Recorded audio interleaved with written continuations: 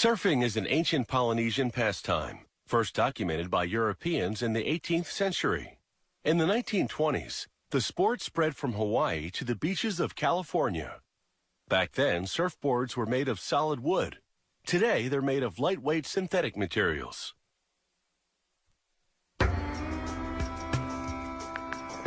Serious surfers have their boards custom-made and engineered for the types of waves they'll be riding. At the board's core is a piece of polyurethane foam with a wooden strip down the center. The factory shaping specialist inspects the board and checks the foam for defects. If all is well, he cuts the board to the right length. Then he chooses a board shape template from his library and traces it. Then he saws along his pencil line.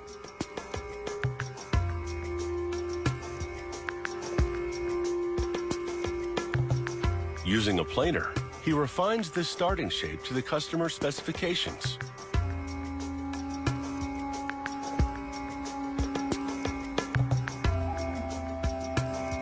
When he finishes, he checks to make sure everything's symmetrical. Next, he shapes the edges.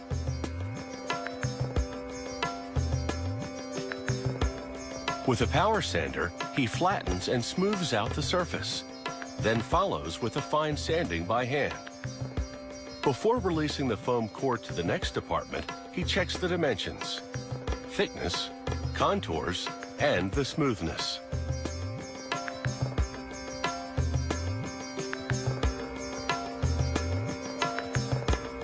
A lamination specialist preps the board to receive its first layer of fiberglass. He masks the top, called the deck, to shield it from the resin he'll now apply to the bottom. He lays down the first fiberglass cloth, leaving a 3-inch overlap along the perimeter. Next, he spreads polyester resin that's tinted to whatever color the customer ordered all over the fiberglass cloth. He folds the overlap onto the deck, then grinds the corners flat. He flips the board deck side up and trims the overlap. Next, he covers the deck in 2 layers of fiberglass. In between them, he pours clear polyester resin. Then positions company logos printed on rice paper. The resin soaks the paper, embedding the logo.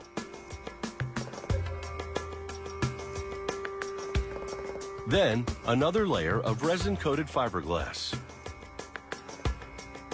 Once that dries, he applies yet another coat of resin on both sides of the board. Using a router and template, he cuts a hole for the box that'll hold the surfboard's fin.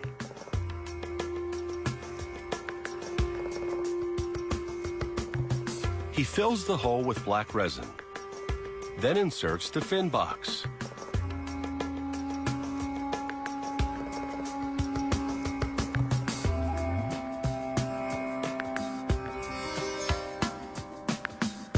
Now, a sanding specialist takes over.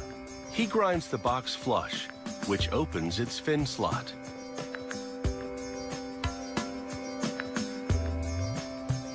Then he gives the board an overall sanding to smooth the surface. Next stop is the paint room. The painter uses masking tape and an acrylic paint pen to decorate the surfboard with black pin lines. Once they dry, he masks the board and airbrushes in a white pin line. Once dry, he applies a finishing coat of resin over the entire board.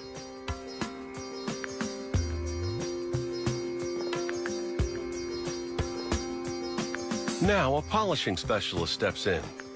After a fine sanding, he buffs the entire board with polishing compound, producing a slick, high-gloss finish.